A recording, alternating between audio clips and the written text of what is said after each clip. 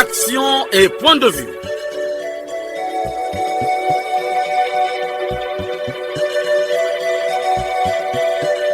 Action et point de vue. Réaction du peuple sur le développement.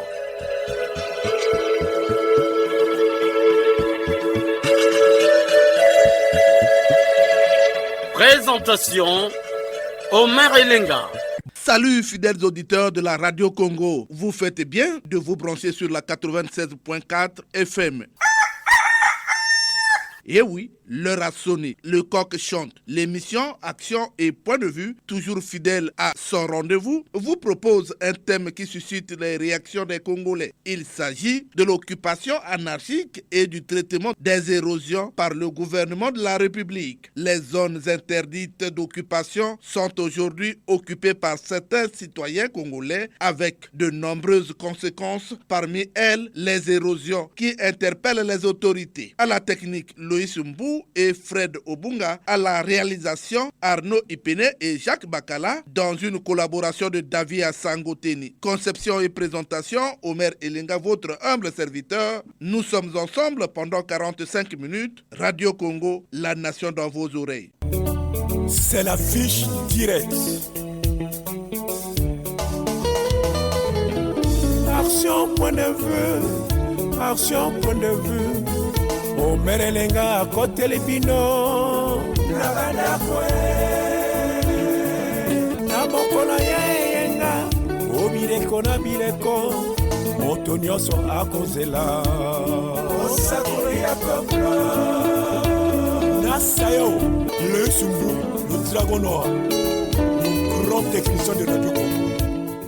Une fois de plus, bonjour. Renforcer les actions de protection de l'environnement, c'est l'un des objectifs du programme de gouvernement du président de la République, Denis Sassou Nguesso. Il s'agit pour Denis Sassou Nguesso de lutter contre les érosions en encourageant les opérations communautaires de végétalisation et de reboisement. Prévenir les inondations en réaménageant les systèmes de drainage des eaux, en mettant en place des collecteurs de grande capacité et de bassins de détention des eaux de pluie. Chers auditeurs, l'article 42 de la loi 21-2018 du 13 juin 2018 fixant les règles d'occupation et d'acquisition des terres et terrains stipule que sont interdits d'occupation des terres du domaine rural, des terres et terrains en zone urbaine ou périurbaine déclarées non constructibles, définies ainsi qui suit. Les montagnes sablonneuses dont la pente est supérieure à 5%, les versants de montagnes sablonneuses, les aires protégées, les empires de l'océan, des fleuves, des rivières, des lacs, des autoroutes, des routes nationales et départementales, des avenues et rues, des chemins de fer, des lignes de transport électrique à haute et moyenne tension, des aéroports, des pépilines,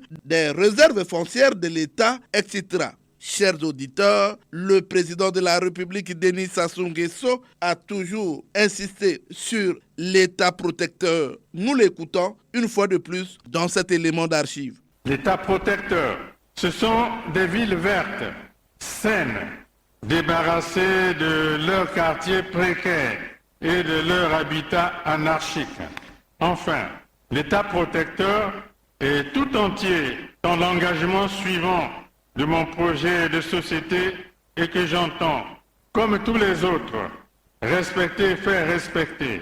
Le non-respect des zones interdites a toujours des conséquences. La preuve, la dernière pluie qui s'est abattue sur Brazzaville a fait des dégâts. Parmi ces dégâts, il y a des érosions. Les témoignages et réactions des Congolais au micro de l'émission Action et Point de Vue sont disponibles. Nous sommes sérieusement touchés. L'érosion a commencé par la main de l'homme et aggravée par les catastrophes naturelles. C'est depuis les années 20 que nous sommes dans ce dilemme-là. Et la situation est difficile. La population est dans le que faire. C'est un drame absolu. Et nous avons demandé de l'aide par-ci, par-là. On est écrit, parce que l'administration, nous qui représentons l'État à la base, il y a la hiérarchie qu'il faut suivre. Et à chaque pluie, il y a une fiche que l'on livre l'attention de la hiérarchie. Mais rien, jusqu'aujourd'hui, la solution n'est trouvée. Parce que c'est tel que vous voyez l'érosion là, ça devient déjà un travail de grands travaux. Et quand on parle de grands travaux, nous envisageons le gouvernement. Et nous sollicitons à notre respecté et aimé le président de la République, Denis Sassou Nguesso, de nous venir en aide. Parce que nous sommes là à la veille des élections. Alors la population dans le que faire va voter dans le trou. Vous voyez des maisons, des gens sont en train de partir. Qu'allons-nous faire? Nous passons par devers vous, afin que l'on trouve une solution viable à la vie de la population. On a besoin qu'on arrange l'érosion comme on fait partout là. Donc on a besoin d'aide, que le président arrange l'érosion à Ibomapoko, parce que les gens sont tout autour de l'érosion. Il y a ceux qui ont des maisons qui sont cassées, ils sont déjà quittés le lieu aussi.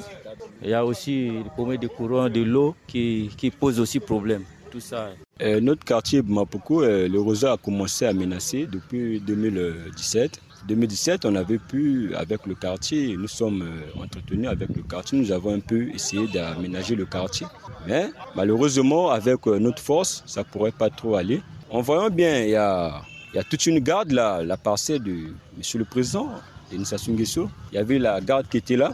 Malheureusement, la garde a pris fuite parce que l'érosion continue à menacer. Et de notre côté, de notre part, la population, on n'avait pas su comment aménager l'érosion. Et tout à coup, avec les pluies qui menaçant de 2017 jusqu'à nos jours, et ça crée une très grosse érosion. En voyant très bien et en entendant très bien, en voyant jusqu'en bas, jusqu'à présent. Donc, nous sommes menacés par l'érosion. Notre cri de larme est que le président de la République vienne auprès de nous pour aménager l'érosion, vu les élections et tout. C'est une désolation de voir un quartier comme ça se volatiliser comme du vent comme ça là. C'est une désolation, voilà. Il n'y a aucune assistance ici.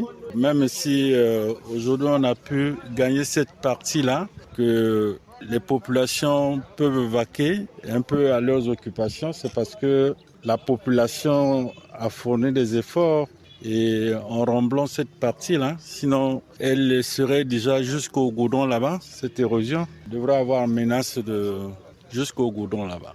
Le cri de cœur que nous avons et l'appel que nous pouvons lancer au gouvernement, de la même manière qu'ils sont en train de traiter les quelques érosions par ici par là, qu'ils pensent à nous. Nous avons besoin de leur secours parce que vu l'ampleur des dégâts qu'a causé cette érosion, la population est limitée. On est limité. On a besoin réellement du secours du président et du gouvernement. Vous voyez ici, c'est le domaine du président. Mais nous qui habitons ici, nous qui sommes ses voisins, voir tout un domaine comme ça s'enliser et se volatiliser comme ça fait très mal. Et donc notre souhait serait que les autorités compétentes qu'ils puissent penser à cette érosion parce que d'ici là, à peine 2 mois seulement, les pluies vont reprendre ici. Donc on a peur qu'on n'arrive plus à maîtriser cette érosion-là. Donc le souhait serait que si les autorités peuvent fournir des gros efforts pendant la saison sèche, chercher tant soit peu à maîtriser cette érosion ou à la traiter, ce serait une très bonne chose. Bonjour monsieur. Bonjour monsieur Merelenga. Vous êtes un citoyen congolais. Depuis un certain temps, on parle de l'incivisme et l'occupation anarchique des terres et terrains. Alors, vous avez un mot à dire en tant que citoyen congolais? Absolument, monsieur Merelenga, parce que ce que nous voyons dans nos villes, particulièrement Brazzaville et Pointe-Noire, est suffisamment écœurant. Nous avons à certains postes des autorités, mais sans autorité. Ils ont le pouvoir, mais ils n'arrivent pas à exercer leur pouvoir. Comment pouvez-vous comprendre que des cadres, militaires ou civils, logés par l'État, arrivent à sectionner le domaine de l'État pour ériger leurs maisons voisins du domaine de l'État? Et c'est fait au vu et au su de tout le monde. Ça se passe à Pointe-Noire, à Brazzaville, mais c'est écœurant. Mais M. Merelenga, en venant ici, je suis passé par la route Komukondo, mais j'ai vu quelque chose d'ahurissant. Alors, aux environs du Bled, il y a des constructions où on a écrit « à casser domaine public ». Mais ça fait plusieurs mois que ces inscriptions existent. Mais les citoyens, je ne sais pas s'il faut les appeler citoyens, des gens qui ne respectent pas les lois du pays, je ne sais pas s'il faut les appeler citoyens, mais ils continuent allègrement à construire, à ériger leur bâtisse. Et l'État est impuissant. Alors, qu'est-ce que cela veut démontrer? Ça veut démontrer qu'on a dans ce pays des gens qui sont plus puissants que l'État. Mais c'est inquiétant si on continue comme ça, M. Merelenga. Je ne sais pas si, en dehors du Congo, on peut assister à cela ailleurs. Je ne sais pas. Les gens qui occupent les ruisseaux, des rues occupées à Kitélé, là où il y a un des projets de l'État, c'est occupé par les hauts dignitaires. Le ruisseau de la Tchémé, qui devait être curé, les gens demandent l'expropriation, alors que ce sont eux qui ont occupé anarchiquement ces espaces. Monsieur Merilenga, je vous ai suivi un jour au cours d'un journal parlé, citant les textes de l'État, le code domanial, l'ensemble des textes qui régissent le domaine public, mais c'est des domaines mis en défense. Mais les gens y construisent. Après, nous, comme on fait plus de politique que d'administration, c'est des gens à déguerpir, mais on ne les déguerpit pas. Il faut chercher les indemniser, alors qu'ils sont illégalement installés. Mais le pire, le com, c'est que vous allez, des gens qui spolient le domaine public, parfois des titres délivrés par l'administration publique. Le vrai problème, j'ai dit, nous, léguerons à nos enfants un héritage lourd si on y prend garde à partir d'aujourd'hui. Les eucalyptus de Kintélé, M. Merilenga, nous, quand nous venions à Brazzaville, la forêt d'eucalyptus, c'est au moment où la terre appartenait à l'État. Mais d'où vient-il que les citoyens aujourd'hui arrivent et s'imposent devant la puissance publique, s'imposent et ils dominent la puissance publique et s'installent, ils ne sont pas inquiétés. Là, ça, c'est quand même le plus facile à faire. Ils ne sont pas dans leurs droits. Déguerpisser là-de-là. Ça ne coûte pas des milliards. Dès lors qu'on laisse les gens s'installer, après on va faire du social, oui, où est-ce qu'on va les envoyer? Et puis voilà. C'est le médecin après la mort. Le médecin après la mort. Ou le pompier après l'incendie. Merci beaucoup. Merci, M. Merilenga. Oui, d'autres acquéreurs de l'espace qui a permis à l'État congolais de construire le stade de la Concorde et le palais des conférences internationales de Kitélé attendent toujours l'indemnité d'expropriation. Écoutons le ras-le-bol de ces acquéreurs. Ils sont autour de nous. Le Premier ministre Anatole Koloné Makosso, interpellé au Sénat, avait réagi sur la question. Je souhaiterais connaître, au regard des conséquences des récentes intempéries qui se sont abattues dans la capitale, les mesures préventives que le gouvernement a mises en place en vue de prévenir les catastrophes naturelles, telles que les érosions, les glissements de terrain et les inondations dans le périmètre des zones montagneuses et sablonneuses. La pluie qui s'est abattue à Brazzaville dans la nuit du 13 au 14 juin 2025 a causé de très graves dégâts humains et matériels dans les arrondissements de Talanga et de Mfilo. Les données de l'évaluation rapide font état de 7 décès, 28 075 personnes touchées, soit 6 850 ménages et de nombreux blessés dans les quartiers des arrondissements de Mungali, Filo, Talanga et Wenze. Le gouvernement, appuyé par les partenaires au développement, a apporté une assistance humanitaire d'urgence, tant aux familles sans abri, à celles endeuillées qu'aux blessés. L'émotion légitime que nous ressentons tous en de telles circonstances ne suffira pas à répondre aux questions soulevées par cette catastrophe. On ne peut pas évoquer les mesures préventives sans dire un mot sur les causes de ces catastrophes, comme celle survenue dans la nuit du 13 au 14 juin, et qui pourraient, hélas, se reproduire. Nous devons tous en être bien conscients. Certes, il est de coutume depuis quelque temps de convoquer le changement climatique pour expliquer ces catastrophes. Toutefois, ces catastrophes relèvent aussi à certains degrés de notre responsabilité à tous. Une responsabilité collective partagée entre l'État, les collectivités locales, les propriétaires fonciers et les populations elles-mêmes. Le vénérable Bouka fait d'ailleurs bien observer, je cite, l'envahissement des terrains situés sur des zones à la fois montagneuses et sablonneuses. En effet, depuis plusieurs années, les propriétaires fonciers lotissent autour de Brazzaville, Pointe-Noire et d'autres villes, y compris dans les zones interdites à la construction, ce qu'on appelle zones non édificantes. Qu'il s'agisse de zones à forte pente et donc à risque d'érosion et de glissement de terrain, de zones humides à risque d'inondation, de zones basses à risque d'ensablement, ces propriétaires lotissent envers et contre toutes les règles d'urbanisme, allant même jusqu'à déboiser les forêts plantées pour stabiliser les sols, jusqu'à construire sur les lits des rivières, sur les conduites d'eau et même sous les lignes à haute tension, devant l'œil complaisant des services de l'État et des collectivités locales. Il est vrai qu'on ne peut pas incriminer ceux de nos compatriotes qui légitimement veulent accéder à la propriété ou à un toit en tant que locataire. Mais quand on construit une maison sur le lit d'une rivière, on ne peut pas être surpris par la montée des eaux qui engloutissent les habitations, y compris les plus cossues. Comme je le disais, la responsabilité est donc partagée. Je le dis ainsi devant cette Assemblée parce qu'il ne faudrait pas que des parlementaires ou même certains autres compatriotes usent de leur influence pour faire obstruction aux opérations de délocalisation qui auront nécessairement lieu. la délocalisation fait bien partie des mesures structurelles évoquées par vous. Sans anticiper sur les résultats du travail qui sera fait par la sous-commission chargée des questions structurelles, les mesures à prendre concernent, entre autres, la délocalisation et la relocalisation des familles sur les sites viabilisés. Il n'y aura pas de localisation à la carte. Les familles devront accepter de s'installer sur les sites qui seront identifiés. Le traitement des sites à risque d'érosion et d'inondation. Des travaux sont du reste en cours pour certains d'entre eux. À Brazzaville, grâce au financement de l'AFD, avec le drainage de la Tsémé sur un linéaire de 3,82 km.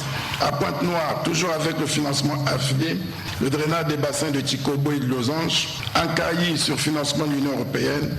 À Ouando, sur financement Union européenne également. Le gouvernement est en discussion avec la Banque mondiale pour la mise en œuvre du projet de résilience urbaine qui va succéder au DURCAP. Il portera sur le traitement des érosions et des inondations à Brazzaville et Pointe-Noire et la structuration des quartiers comme cela a été déjà fait à Brazzaville, s'agissant des quartiers Mouikouzingwaka et Soukissa, et Pointe-Noire s'agissant des quartiers Mboukou et Tchamba et Chinyambi. Oui, la question de la lutte contre l'érosion hydrique a préoccupé la FAO et le département de l'environnement lors de la célébration de la Journée mondiale de l'environnement. Écoutons tour à tour la ministre Arlette Soudan-Nono et le représentant de la FAO, toujours dans cet élément d'archive. Aujourd'hui, nous y sommes, avec un début de solution, notamment le lancement de la première phase de nos activités de lutte contre l'érosion hydrique, un enjeu environnemental crucial qui impacte profondément notre environnement, nos écosystèmes et la qualité de vie de nos citoyens ou de nos concitoyens que vous êtes.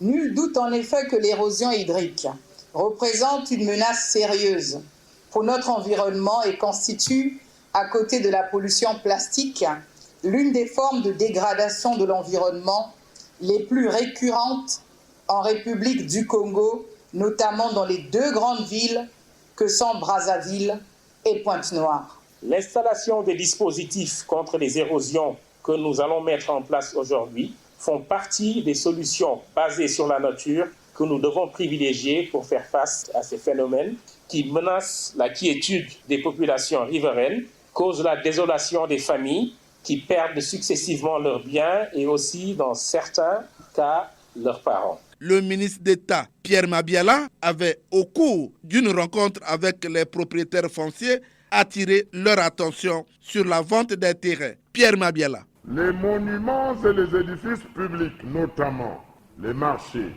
les halls, les cimetières.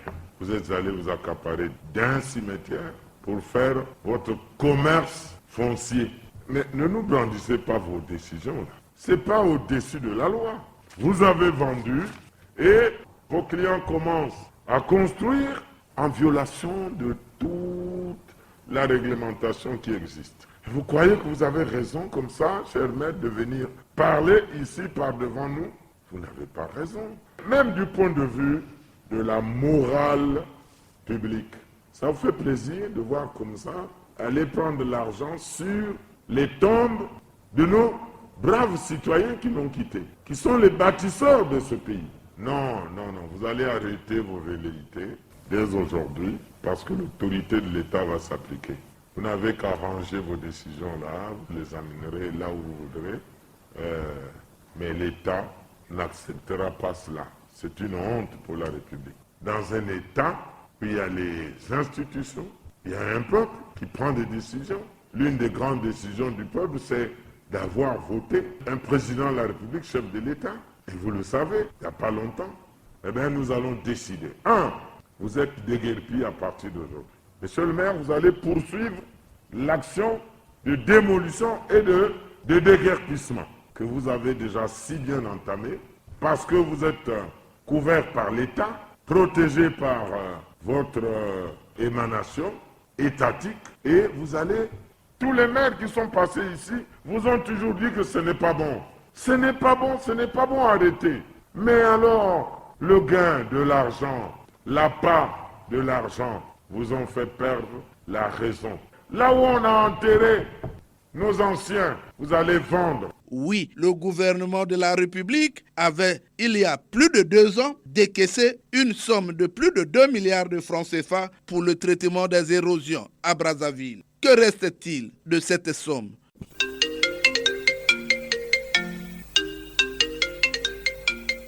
Le téléphone sonne. Il déclare, les Congolais ont soif, les langues se délient. Nous sommes en ligne avec un Congolais qui a soif. Allô, bonjour. Bonjour, monsieur Omer Elenga. On vous appelle comment? Présentez-vous. Anissé Faustin, depuis le quartier Birakem à Ouesso. Anissé Faustin, nous sommes en train de parler de l'occupation anarchique et du traitement des érosions par le gouvernement de la République. Vous avez un mot à dire? Oui, monsieur Omer Elenga. Les érosions et les inondations sont des calamités naturelles. Ce n'est pas nous qui les provoquons, mais il arrive des fois que nous sommes responsables d'une part de ce qui nous arrive. Et le gouvernement doit tenir compte de ces fléaux-là pour intervenir le plus promptement possible. C'est-à-dire que nous, s'il y a des érosions, parfois nous débroussaillons toutes les forêts. Sur les montagnes, on va construire en hauteur. Et quand on construit en hauteur, il y a l'eau qui se déverse sur les montagnes qui provoquent des érosions. Et c'est pour cela que nous devons vraiment faire attention pour éviter cela. Ils savent où on doit construire. Ils font des plans. Ils disent, bon, là, il y a de l'eau. Là, il y a des montagnes. Sur les versants des montagnes, on ne peut pas construire. À bord de l'eau, on ne peut pas construire. Mais les gens s'entêtent. Ils s'entêtent, c'est regrettable. Et le gouvernement a eu à planter des eucalyptus partout. Mais, par exemple, à Kitele, les populations ont tout coupé. Le gouvernement est en train de regarder. Mais quel est ce pays qu'on dirige comme ça? Il faut la rigueur. On a formé des cadres pour la sécurité, pour veiller à la justice, tout ça. Mais où sont-ils quand on coupe ça au regard impuissant de ceux qui sont chargés de réprimer? C'est pas possible. C'est pas possible. Il y a près de 2 ans et demi, le gouvernement avait débloqué une somme de 2 milliards et demi de francs CFA pour le traitement des érosions. Mais malheureusement, sur le terrain, les populations constatent que rien ne s'est fait. Alors, qui est responsable? Si rien n'est fait, c'est celui qui a pris l'argent de cette opération qui est responsable. Pourquoi ce n'est pas fait? Mais on demande des comptes à qui? On ne peut pas demander des comptes aux paysans. C'est lui qui est responsable, M. Omer Lenga. Alors, Anissé? Monsieur Omer. Je vous dis merci pour avoir participé à cette émission. C'est moi qui vous remercie, M. Omer Lenga. Bonne continuation à notre émission. Merci beaucoup. Allô? Oui, bonjour, M. Omer Lenga. Bonjour, comment vous appelez déjà? Prononcez-vous? Je suis Simon-Pierre Ndjengi Boussouko au village Nungu dans le district de Nyanga. Alors, Simon-Pierre. Je suis à l'écoute. Bien sûr, je suis un citoyen congolais comme tous les autres. Si nous arrivons à ce désordre-là, c'est parce que nos vies ne sont pas structurées, c'est-à-dire qu'elles n'ont pas de plan directeur. Parce que quand il y a un plan directeur, tout est organisé par le ministère de l'Habitat. Bon, il y a tout un processus dans tout cela. Maintenant, avec les érosions, c'est parce que les problèmes ne sont pas traités à temps. Si au moment où commencent les érosions, au niveau des mairies, on prenait des dispositions, je suis sûr qu'on n'arriverait pas au pire aujourd'hui. On n'arriverait pas au pire aujourd'hui. Aujourd'hui aussi, les populations sont responsables parce qu'ils occupent les versants des montagnes. Là aussi, c'est le gouvernement. Oui, c'est le gouvernement parce que, M. Omer, le pays est dirigé. Il y a des structures. On ne peut pas tout donner au président de la République. Aujourd'hui, chaque enfant pourra aller voler, pourra faire la criminalité. Il faut toujours indexer le père. Non, M. Omer. Chaque ministère a ses responsabilités. L'urbanisation ne peut pas accepter que les populations s'installent d'abord pour se plaindre après. Donc, le gouvernement a une part de responsabilité. Les citoyens sont comme les enfants. Quand l'enfant vole, ce n'est pas réprimandé. Il va continuer à voler, il trouvera que c'est mieux. Voilà mon point de vue là-dessus, M. Omer. Il y a près de 2 ans et demi, et le gouvernement avait débloqué 2 milliards et demi de francs CFA pour le traitement des érosions. Mais les Brazzavillois constatent que sur le terrain, rien n'a été fait. Que dites-vous? Mais comme l'impunité devient un mode de commandement, c'est l'impunité qui fait que cet argent puisse se volatiser sans réclamation, sinon la justice devait faire quelque chose. Monsieur Omer, c'est regrettable, j'ai la douleur dans le cœur. Il n'y a pas seulement le gouvernement, il y a donc toutes ces choses-là ne vont pas se mettre ensemble, les populations vont continuer à faire n'importe quoi et le pays sera toujours ingouvernable. Merci beaucoup, Simon-Pierre. C'est moi qui vous remercie, M. Omer. Bon dimanche aux Congolais de bonne moralité. Merci beaucoup. Le téléphone sonne. Allô? Allô? Allô. Bonjour. Bonjour, monsieur le maire. Gilles Mesmer depuis Pointe-Noire. Gilles Mesmer, que dites-vous? Maire, au respect des normes cadastrales et architecturales, l'occupation des terrains publics qui devraient tenir compte de l'étude des terrains ou des réserves de l'État et autres sont malheureusement bafouées en République du Congo. Ce qui amène aux occupants de construire sans être inquiétés, ne tenant compte des réalités naturelles du genre pluie, du rivière, provoquant des inondations et des érosions, qui souvent entraînent et détruisent des habitations au vu et au su de ces autorités, qui n'apparaissent que lorsqu'il y a un événement. Le cas de la grande pluie de juin qui a mis plusieurs Congolais sans habitation à Brazzaville. Au maire, nos dirigeants parlent bien au nom du peuple, mais ils n'ont jamais pris en considération les doléances et les chagrins du peuple. Si ma mémoire ne me trompe, le gouvernement avait pris une disposition ou encore un décret tenant à d'abord entretenir un espace avant de lotir et de mettre en vente aux citoyens. Qu'est-ce qu'ils ont déjà fait depuis cette date jusqu'à nos jours? Ils ne parlent que pour distraire le peuple, jamais de concret. Au maire, que sont devenues les victimes de la pluie de juin 2025? Ces pauvres familles qui croupillent dans la misère à ce début de la saison sèche. Après leur visite des lieux, quelques solutions ils ont trouvées pour ces pauvres familles. À Petite Chose et à Ngamakoso, pour n'en parler que de ces deux quartiers. Les terres ont inondé des ruelles et avenues, empêchant la libre circulation des citoyens congolais. Ils attendent des élections pour réapparaître. On a dépensé des milliards pour construire des maisons à étages, mais qui ne sont pas habitées. Et ces pauvres qui souffrent, au lieu de les loger là-bas, non, on les abandonne à eux-mêmes. Ils sont même incapables de prendre les caterpillars pour aller nettoyer, libérer les ruelles et les avenues inondées par cette terre. Vraiment, c'est pitoyable sur ce que nous vivons au Congo. Monsieur le gouverneur, ayez pitié du peuple et soyez patriotique, s'il vous plaît. Le peuple a besoin d'un peu de considération et de liberté. Il vous manque quoi pour aller fermer les érosions qui détruisent les maisons des pauvres? Quelqu'un qui est déjà parti en retraite, il a construit sa maison. L'érosion arrive, lui enlève toute sa maison. Qu'est-ce qu'il va devenir? Et abandonner à lui-même. Le gouvernement est en train d'assister impuissamment. Et il faut sciemment, monsieur le maire, je vous en prie. Jules Mesmer, merci pour avoir appelé. À bon entendeur, salut. Bon dimanche à tous les Congolais de bonne moralité. Merci beaucoup. Allô? Bonjour. Bonjour, monsieur le journaliste. On vous appelle, comment présentez-vous? Je suis monsieur Lenga Tipo et je vous appelle de Poroyo. Et Lenga Tipo, aujourd'hui nous sommes en train de parler de l'occupation anarchique et le traitement des érosions par le gouvernement de la République. Que dites-vous, Jean et Lenga Tipo? Monsieur le journaliste, j'aimerais ici vous rappeler qu'à la suite de nombreuses catastrophes qu'a connues notre pays, le traitement des érosions, en partie causé par la mauvaise exécution des voiries urbaines, a été l'une des dispositions de paix de la nation, bien saluée par les Congolais, au même titre que l'allègement de nos terres avant leur occupation par les Congolais. Autrement dit, monsieur le journaliste, établir un plan directeur rigoureux serait la solution idéale permettant d'éviter les érosions et mettre fin aux occupations anarchiques de nos terres. Monsieur le journaliste, à Oyoporo, nous sommes jusqu'ici très désolés de constater que cette disposition d'intérêt vital pour les Congolais soit classée dans l'agenda des oublis par les Congolais de mauvais goût, au vu et au su de tout le monde, alors que des milliards ont été engagés pour cela. Monsieur le journaliste, cette léthargie du gouvernement, additionnée d'une forte dose de la crise d'autorité de l'État, dans la mise en pratique des dispositions de paix de la nation, qui plonge notre beau pays dans un boulevard d'indiscipline qui prend des proportions inquiétantes, reste à combattre et à vaincre pour le bien du Congo et des Congolais. Le Congo doit cesser d'être la cour du roi Péto. Et comme je l'ai dit, monsieur le journaliste, j'en ai terminé. Bon vent à cette émission avec une santé de fer à tous ces fidèles auditeurs et animateurs. Merci, à dimanche prochain avec le même plaisir. Merci beaucoup. Merci beaucoup, Jean Elenga Tipo. Chers auditeurs, nous ne fidélisons pas les intervenants. Appelez et vous êtes reçus. Allô, bonjour. Bonjour. On vous appelle comment? Présentez-vous? Monsieur Ernest, depuis Brazzaville. Ernest, vous avez un mot à dire?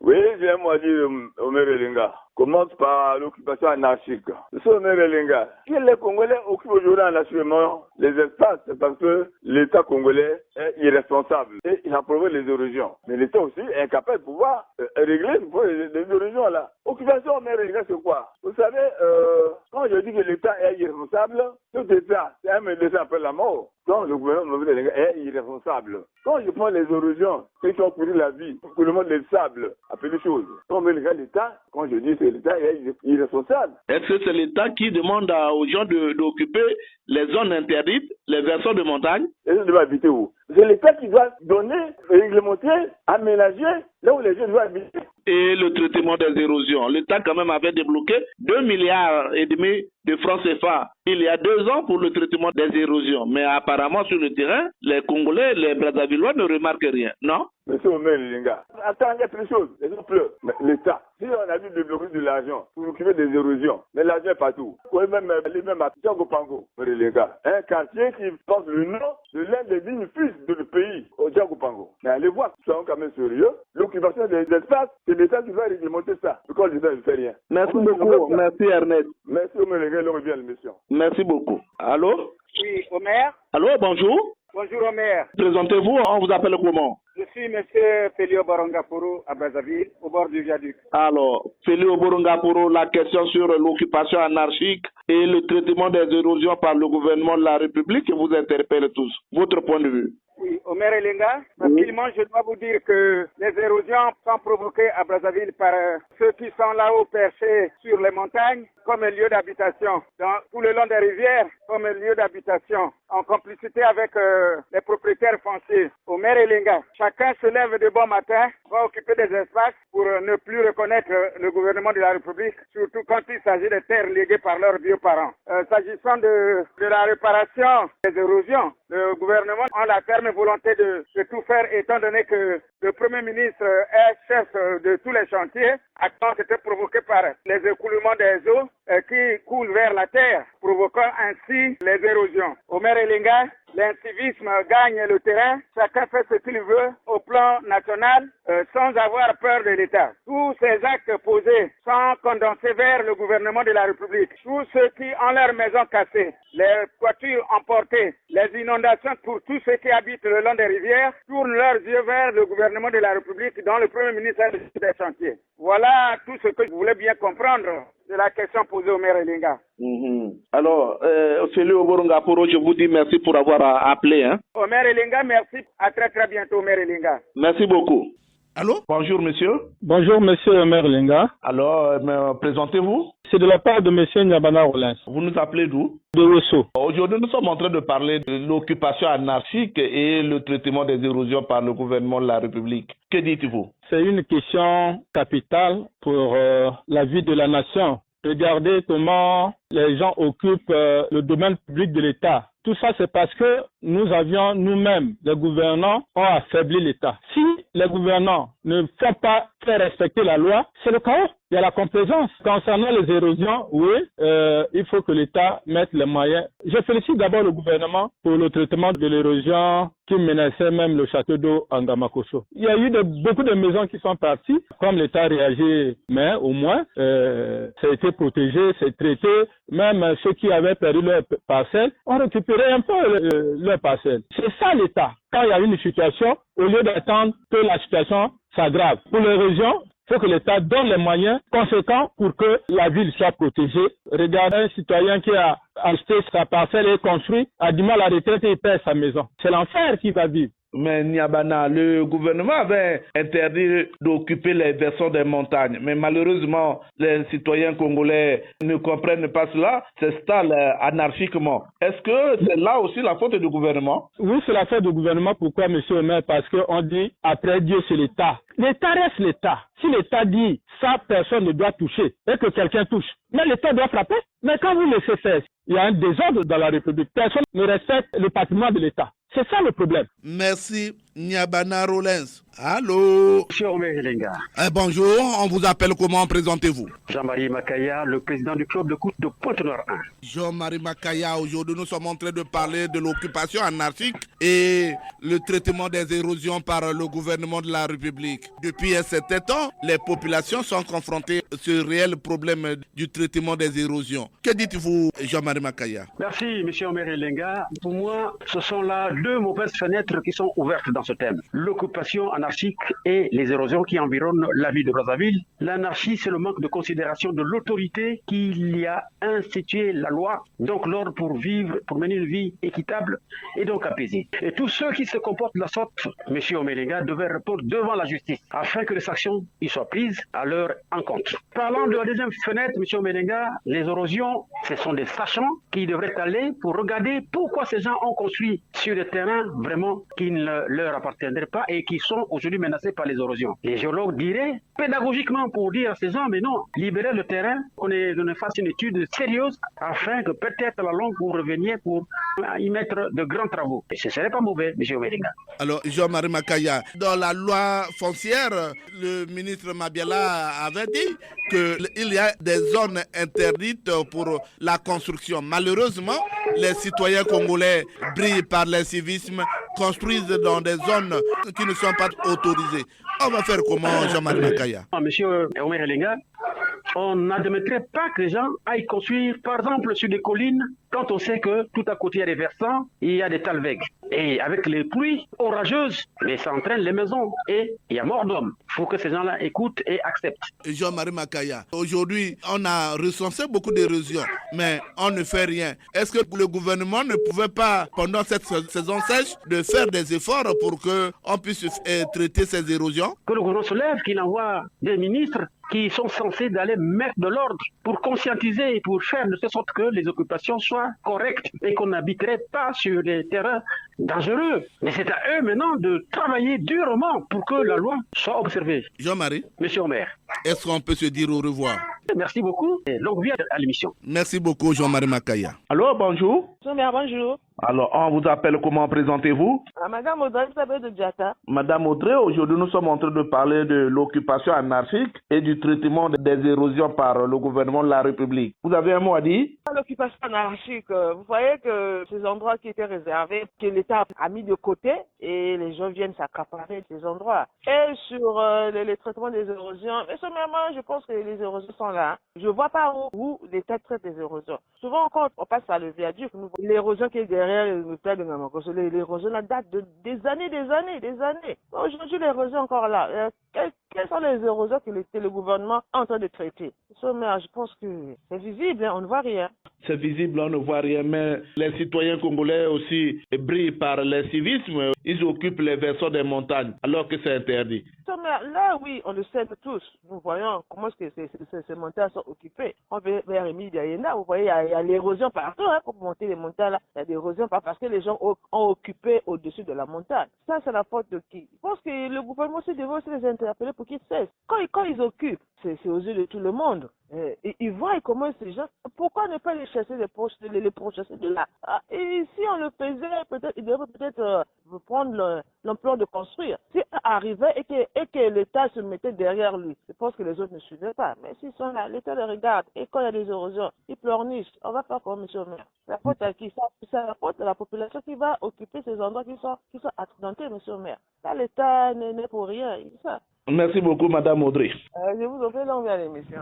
Terminons ces appels avec ce coup de fil. Allô? Oui, bonjour. Bonjour, on vous appelle comment? Présentez-vous? On m'appelle par Monsieur Elenga Olonzo Bozola. Elenga Olonzo Bozola, nous sommes en train de parler de l'occupation anarchique par les citoyens congolais et du traitement des érosions par le gouvernement de la République. Avez-vous un mot à dire? Oui, je dois avoir toujours le mot. Le traitement des érosions, l'année dernière, on a donné 2 milliards pour traiter ces érosions. Mais rien ne se fait voir au niveau de la ville. Nous avons le ciment, nous avons la caillasse, bref, nous avons tout. C'est le manque de volonté populaire. Il s'agit des occupations anarchiques. Même les étrangers qui ne sont pas des Congolais ont des terrains ici. Pourquoi? Parce qu'il manque de contrôle, il manque de suivi. C'est ce que je tiens à vous dire. Les citoyens congolais sont aussi responsables. On leur interdit d'occuper les zones de montagne, mais ils occupent. Les citoyens congolais ont une petite responsabilité. Pourquoi? Parce que quand tu interdis à un enfant de ne pas faire ça, toi tu dois suivre l'enfant s'il peut faire ou ne peut pas faire ça. Quand vous dites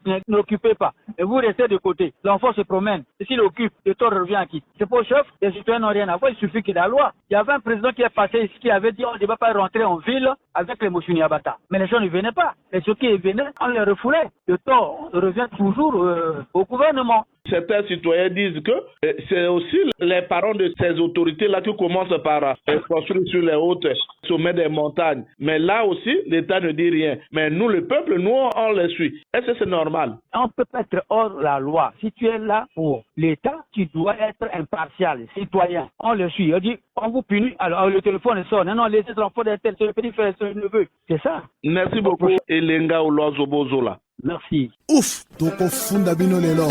Et pas un papa.